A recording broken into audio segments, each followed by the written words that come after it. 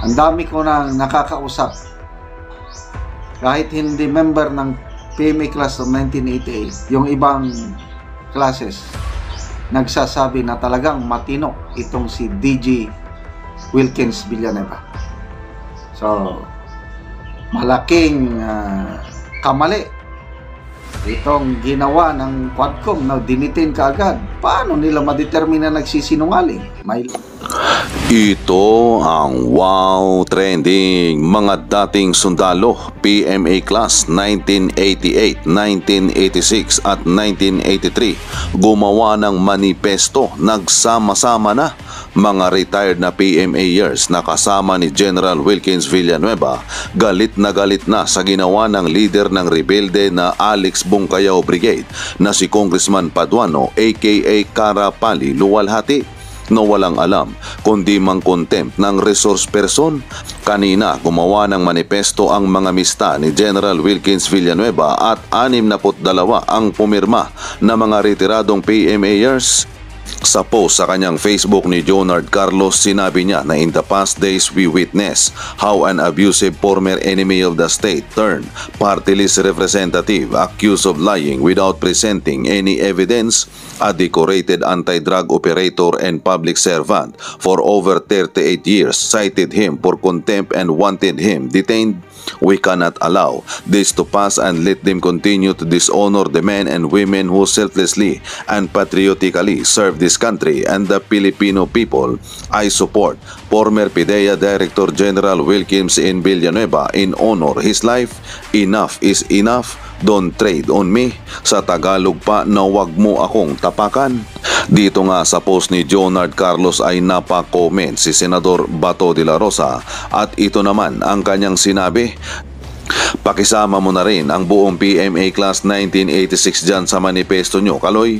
Let's link up to save this republic from these communists and crocodiles who are destroying this government from within. Let's not put to waste the most productive years of our life and we dedicate serving and protecting this country. The long gray line, the long maroon line, and all the other lines are so tired of them. Komento pa nga ng mga dating PMA years na I am with you on this. If you can add my name to your manifesto, it would be an honor for me. It's time to stop the shinanigan of these people, especially this member of Alex Bungkayaw Brigade, who is Paduano, who is now abusing his power as a member of Quadcom. Joey Castro Sarosa, PMA Class 1983. Kupal yan sir si Paduano, Alex Bungkayaw Brigade, infiltrated na ang House of Representatives, namamayagpag na ang communist ngayon sa Kongreso.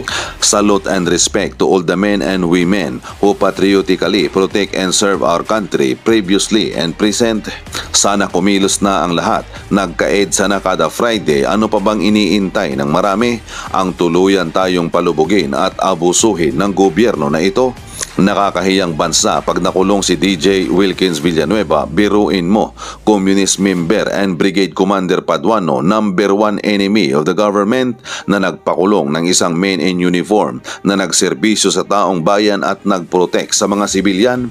Parang nakakahiya na sa mga nasa gobyerno, lalo na sa mga uniform personnel na nag-aral pa ng ilang taon sa akademya, nagsusugal ng buhay para sa bansa, at the end of the day is cited in contempt lang ng isang rebelding congressman na si Paduano. Pwede ba ito? Nagtatanong na ngayon ng taong bayan. At ang challenge ngayon sa mga retired and active military officers, napakalinaw po ng napakasakit at puno ng emosyon na inihayag ni PMA Class 1982 at retired Marine General, Marine Major General Orlando De Leon. Inihihian po at binabastos ni Paduano ang libingan at puntod ng mga totoong bayaning mga pulis at sundalo sa kanyang pagpapakulong at pag-abuso sa poder, Boss Dada. At nakakabahala yan sapagkat sino po ang nagkakanlong kay Paduano aside kay Akop at sa Congress? Ano po mga krimen niya? Mga pinagpapatay nila, pinag-a-ambush nila? Nagpasori ba ito? Na-absuelto ba ito? Na-amnesty ba ito? These are gray area. 22 PNP, 22 police ang namatay. Di umado doon sa kay Paduano sa issue nila. Iyon, isa pa yun. Yung war on drugs si PRRD, katulad ng sinabi ng ng isang kongresista diyan na Budol daw. At may Oo. malala pa siyang sinabi, I will identify him. Sige. Iwan ko bakit naging police general at naging abogado to si Akop. Tinawag niya na Grand Criminal Enterprise, ang war on drugs ni PRRD. At isa daw na Grand Criminal Conspiracy against the Filipino people. Linyada ng CPP, NPA, NDF yung kanyang Correct. ginagamit. Talaga? Linya ng CPP, NPA, NDF, ang line na yan na binabanggit ni Congressman Akop na dating general sa police at naging abogado pa at nagpapakilalang investigador at ang hindi niya lang idinagdag ay siya involved sa Kuratong Baliling, yung hindi dinagdag niya. Sabi So, niya, ako'y abogado, investigador, pero dapat dinagdag niya, Kuratong Baliling. Kuratong, Hindi. Yan. So Dapat it means involved Sino-sino siya. to? Si Akop? Si Akop.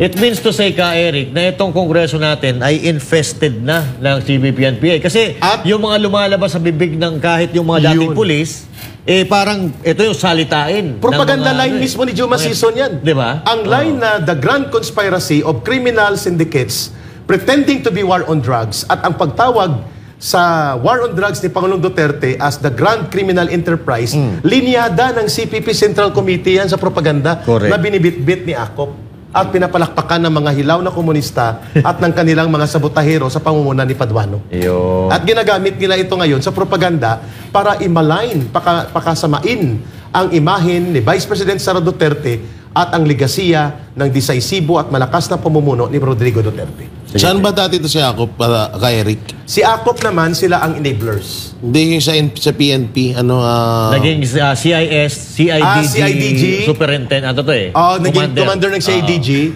naging general, hindi ko alam kung nag-2-star general siya, pero ang alam ko, Brigadier General. Brigadier General.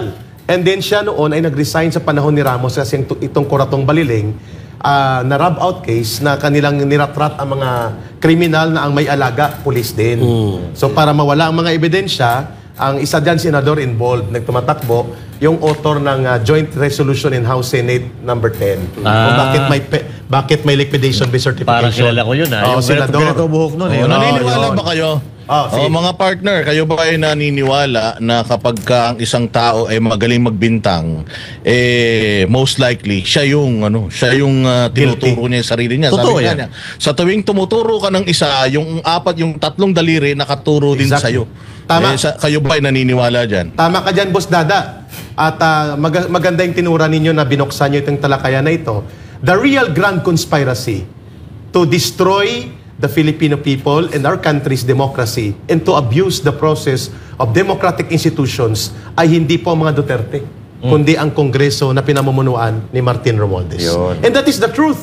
Sapagkat hindi po mamamayagpag itong sila Paduano, sila Akop, itong mga CPP, NPA party list, at ang iba pang mga kagrupo, mga hilaw na komunista, kung walang pumupundo, walang nagpuprotekta, walang kumukumpas, at walang nagdedirect. Yan. klaro. Meron akong kukwento. Ngayon daw, ang death anniversary ni Joma Sison. Oo, tama ka. December Saktong dating mo rin. 16. Yes. Ngayon. At Congratulations. Ay, happy anniversary, death anniversary. At malamang ngayon ang mga komunista sorry. at ito po ay hindi po ito lingid sa kalaman ng taong bayan. Naglulupasay po ang mga komunistang mga nagpapakilalang hindi kami komunista, hindi kami NPA, nang mamatay si Joma, bumaha ang luha nila sa entablado sa UP. Sa pagbibigay ng parangal. At ngayong gabi, ang mga komunistang mga terorista na nagkukunwaring party list ay nandun, nagbibigay pugay sa 1-year death anniversary ni Joma Sison. Kaya pala may concert kagabi. Yes. Sa Malacanang. Oo. Parang nagsabay-sabay na sila no? Parang may alliance talaga. Tama yung sinabi mo Oo, alyansa ito ng mga conspirators. Tama si Boss Daday. Yung nagtuturo na gumawa ng masama sa bansa na hindi naman tanggap ng taong bayan, ay siya ngayon ang nabubulgar na gumagawa ng pananabutahe upang magkagulo ang bansa, magkaroon ng mga hidwaan pang politika, lumala ang paglaganap ng krisis sa kabuhayan at ekonomiya, at tumitingkad ang mga bangayan sa politika dahil silang may gawa. Bakit? Kapag nangyari po yan, mananatili po ang pagkontrol nila sa poder, at itong mga komunistang terorista ay mananatili po sila na sila ang magmamaniobra ng mga kaguluhan habang nagpapalakas ng armadong puwersa nila. So ulitin ko lang, Jay, Dada and Coach Oli and Master Judea, hindi sila isang grupo. Pero ang may pinakadelikado dyan na nasa bahagi ng alyansa ay ang CPP, NPA, NDF sapagkat may armadong grupo. Yes. Ito si Paduano, hindi. Wala na siyang armado, pero siya ay bodyguard na at bata-bata ng mga politiko, kagaya ng barkadahan nila ni Akop. At ang mga hilaw na komunista, pera at pundo ang nagpapagalaw sa kanila para maging bahagi ng sabotahe campaign. Nakakatakot pa dito, no? Hinahayaan ng gobyerno na mabuo at dumami sila dyan sa Kongreso. sa Kongreso. At hindi lang sa Congress, may mga iba pa dyan sa iba't ibang panig ng government. Na samantalang, noon nawala naman yan at tinugis nga yung mga yan, nagkaubos-ubos. Pero ngayon sila pa ang mga may kapangyarihan na magpakontem sa isang attorney, Isa pa yan. magpakontem sa isang PNP, Sa isang general. sa isang general na samantalang gumawa or naging bayani ng bayan natin, naging inilaan ng buhay para sa bayan natin. Nakakalungkot lang isipin na bakit pinagbigyan ng pagkakataon ng presidente at lalo na ng speaker na makagalaw yung mga makakaliwa na yan. Which brings to the question ngayon, Coach Oli, and Master Judea and Boss Dada, ang binanggit ni Antinora ni Jay. Ito ba si Karapali Luwalhati o si Paduano ay absuelto na sa mga kasong kriminal na isinampa sa kanya? Walang record kung na-dismiss o hindi. Yan ay tanong natin. Tanong ito Tanong natin. At kagaya ng tanong kung may 1.8 billion ba talaga. Delikado tayo dyan, Eric. Easy. Yung ano pa yun, with kapag galit ka pa daw, additional, 500K. Boss Dada, magandang tanongin ito sapagkat ang mga pinatay nila ng mga sundalo at pulis, ang sabi ni Major General Orlando De Leon, Marines, sabi niya, sorry for the word, in English please, kasi may mga nanonood na hindi naman marunong kaagad sa English. So, i-translate ko, inihian. No? Umiihi si Paduano sa puntod at libing ng mga bayaning totoong nagtanggol ng demokrasya, mga pulis at sundalo, sapagkat ang pinakulong ng PMA Class 1988 yan. Nako. So, ang word na ginamit ni Major General Orlando De Leon, retired Marines, Paduano is making a feast, feasting on. Iniihian niya ang puntod ng mga bayaning sundalo at pulis na pinagpapatay nila. That is a very strong message coming from retired Major General Orlando De Leon. At nakakabahala yan sapagkat sino po ang nagkakanlong kay Paduano aside kay Akop at sa Congress? Ano po mga krimen niya? Mga pinagpapatay nila, pinag-ambush nila. Nagpasorry ba ito? Na-absuelto ba ito? Na-amnesty ba ito? These are gray area. 22 PNP, 22 police ang namatay, di umado doon sa kay Paduano sa issue nila. Iyon, isa pa yon. At ang daming pinatay ng NPA nung nasa NPA pa siya at nung nasa RPA-ABB sila na dapat mapanagot siya. Lalo na ito pati si Franz Castro. Dahil under appeal siya, samantalang si Pastor Kibuloy ay hindi convicted, may kaso lang, hindi makalabas. At ang mga ministro ng KOGC. Samantalang itong convicted criminal sa Toro Campo and Franz Castro ay hindi nakukulong at si Paduano na most likely may mga pending criminal cases sa pagpatay sa mga pulis at sundalo, panununog at pangbubomba at hindi inilalantad ng gobyerno ngayon, sino ang kadler niya? Hindi kaya Eric may ex-deal tong mga to? Most likely. Diba? Most likely. Sinong Kadler? O sinong kanyang maliban sa kay Martin Romualdez sa House Speaker at kay Akop, sino ang nag-handle sa kanya? Pwede ba ito? Nagtatanong na ngayon ng taong bayan. At ang challenge ngayon sa mga retired and active military officers, napakalinaw po ng napakasakit at puno ng emosyon na inihayag ni PMA Class 1982 at retired Marine Major General Orlando De Leon, inihihian po at binabastos ni Paduano ang libingan at puntod ng mga totoong bayaning mga pulis at sundalo sa kanyang pagpapakulong at pag-abuso sa poder, Boss Dada. Question. May question lang ako kay Eric since na-discuss naman natin itong issue ng mga makakaliwa na sa gobyerno. Meron kasing nagsabi sa akin na isang PMA na retired na ito daw si General Browner at saka itong si Teddy Bagilat na kilala mo naman siguro yan kung ano din ang affiliation ni Teddy Bagilat. Sila daw ay magpinsan. Totoo ba na magpinsan yung dalawa? Hindi ko ma-confirm, Boss Dada, but may possibility na may bloodline kasi ang mga Browner nag-migrate yan mula sa Amerika, ang kanilang mga ancestry, at nag-settle sa Cordillera. So most likely, there is a high possibility na may bloodline. Si Titi Bagilat, bagamat hindi CPP, NPA, NDF, hilaw na komunista ang barkada niya, like sila Hontiveros, at sila De Lima dyan, yung Akbayan Group, malapit siya. Pero tama naman na binabanggit ni Brother Boss Dada, na bagamat hilaw na komunista, kaliwa pa rin ang orientation.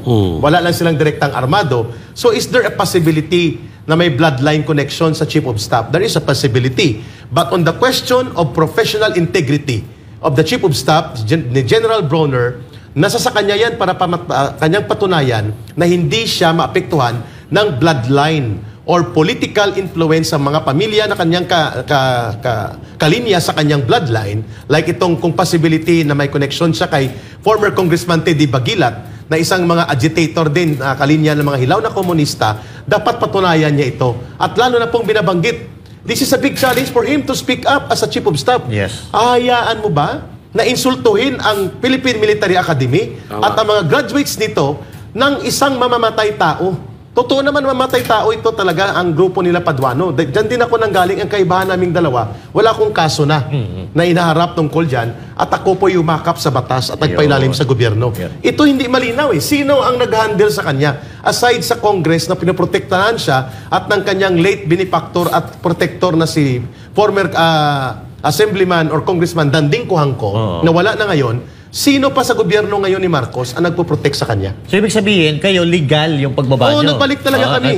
Kayo yung mga rebel returnees na tinatawag. Yes. So, ang question natin, kung paano nakalantad itong si Paduano sa At kung anong status ng mga kaso. Yun. Kasi walang malinaw na may amnesty at walang malinaw na ito'y na-dismiss ang mga kaso niya, Boss Dada. And that is the reason that the Armed Forces of the Philippines and even the Philippine National Police, si Marbil ay PME graduate 91 yan.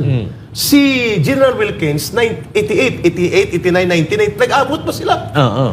Si Wilkins, na dating PDEA Director General sa panahon ni former President Rodrigo Duterte, ay senior, samantalang first year si General Marbil. At si General Bronner ay direct junior ni General Wilkins kasi class 88 na mga ito. Ang tanong, anong kasalanan din ni General Wilkins para ganuntuhin siya? At ang dahilan hindi nila mapiga na idiin at gawa ng kwentong kasinungalingan si Rodrigo Duterte sa war on drugs, ipinakulong siya. Ito'y napakalaking iskandalo na pwedeng sumambulat sa isang napakalaking krisis among the ranks of active and retired members of the PMA alumni group and even sa loob ng active officers, men and women sa AFP at sa PNP. Saka ito napakarami ng pagkakamali na hindi pa naipapaliwanag, no? At katulad nito si Grijaldo, di ba kaya? Isa pa yun. Si Grijaldo, siya po yung nagsiwalat na pinipilit siya ng 2 kongresista na magsalita laban sa mga Duterte na hindi siya pumayag. Correct. Kaya ang kapalit, nung ginawa niya na yun, kinontempt siya. Tsaka hindi basta-basta contempt yung ginawa sa kanya eh. Pinaaresto. Siya ay nasa ospital, bagong opera, pinapuntahan doon ng mga sergeant at arms ng inaresto, idinala doon sa kwarto na pinagdalhan kay Attorney Zulaika Lopez. Sa House of Representatives. House of Representatives. Kung tutuusin, ito dapat kung ikaw ay matino kang tao, yung tao na yan, bagong opera eh. Dapat naka-hospital arrest man lang yan. Hindi mo doon dadalhin sa So, pero ang bida dito, Paduano ulit. Kasi siya nagpa-contempt din. Siya nagpa-contempt. At nakakaantig puso po ito. At Boss Dada, Di, ang nagpa-contempt doon si yung taga Tagig, yung babae. si Zamora. Si Zamora. Naunahan siya eh. Oo, si Zamora. Ang kay Paduano, si Wilkins. Ayun, oo. Ang kay Lopez, si Franz Castro. Kaya nga dyan nga tayo inis na inis eh. Dyan nga tayo inis na inis ka, Eric. Kasi bawal tumawa dyan sa Kongreso. Tama? Tama. Pagka nagtatawanan kayo, nagsasalita kayo, bawal. Pero pag sila, pwede. Nagbibiruan pa sila. Nung kinontempt nila yung si Coronel eh. Boss Dada, naka-experience ako niyan, Coach Oli nang kami kinontempt na una ako kay Ma'am Badoy na mga 8 oras. Siya kasi gabi na alas 10 na or 9, ako ay mga alas 2. So mga 8 oras akong nauna ng contempt. Ang isang nagbigay ng pananakot sa akin, si Akop. Sabi niya, baka hindi mo magustuhan ang gawin namin sa'yo. Aba? Yun talagang word niya. Huwag mo kaming pilitin gawin namin ang hindi mo magustuhan. Sinagot ko siya, so be it. If the nation will see na walang karapatan ng mga resource persons dito, gawin nyo. At si Paduano, tumayo talaga ko, Boss Dada. Sinadya ko yun na gawin. At hindi ko pinagsisihan dahil sinasabi niya na out of order daw ang request ko. Ang sabi ko, very basic. Ang mga resource persons na walang abogado, hindi basta-basta kine-cross-examine dito. Kasi karapatan yan sa kasaligang batas. At kung ano man ang sinabi ko nung nakarang hearing na walang abogado na nag-guide sa akin, marapat ko na hingi na yun ay i-delete. Nagalit siya. Tapos nagagalit na siya, tumayo ako. Sabi niya, wag kang bastos. Sinabihan ko talaga siya, hindi Lagi ako naman bastos. galit yun eh. Palaging galit. O palagang... Pinaglihi nga sa sama parang ng loob yun. pinaglihi sa Watusi. Parang hindi mapakali, no? Parang nilalagyan Si ng Watusi. attitude boy. Ang sabi ko sa kanya, hindi ako bastos. Nagpapaliwanag ako. Kaya marami po nagsimpatya noon nang tinawag ko silang kangaroo court. Sapagkat walang justisya, Boss Dada, muro-muro, bullying, at walang kinikilalang batas. Ang opening statement ko was very clear. Ang sabi ko sa kanila, this Congress and this committee, you are not above the law. Yan, tama. Anniversary nyo rin ata eh. Noong December 5. Mag-iisang taon na. Oh, isang Tapos taon. kahapon kami na-release. Isang taon ng bilis, Malay no? mo, umabol ka pa. Kay Eric, ano na pala? Kay Eric, nag-upgrade na rin pala ang House of Representative ngayon, no? Kasi kung matatandaan natin, may ang Korte nasa House of Representative na. Ang COA nasa House of Nandun na rin. Representative. Ngayon, pati pala hospital, meron na. At Kasi, oo. ultimong si General na kaka-opera lang, doon isinugod, siya. imbis na doon sa hospital. Okay, at nandun na rin po ang BJMP. Ayun pa, BJMP, nandun na rin. At maya-maya Kompleto na. lang nandun na rin ang New Bilibid Prison. Ilan ba kwarto dyan? Palagay ko dapat magdagdag sila dyan eh. Kasi araw-araw may pinapakontempt sa halos eh. Pero kung mayroon dapat makulong, mula sa galit ng taong bayan sila. Dapat hindi na yan palabasin. At sa ang loob ng malala pa compound. rito, kay Eric, baka yung Malacanang, dalhin na doon. Mukhang kahit wala doon ang Malacanang, ang poder ng Malacanang nandun na. Yun ang Extension ng pinukwento. Malacanang ata yun. Parang line, extension ng Malacanang. Extension. So sa madaling salita, parang wala sa Malacanang ang Ang totoong presidente. poder, correct. Kundi nasa House of Representative ang Yun. presidente ng Pilipinas.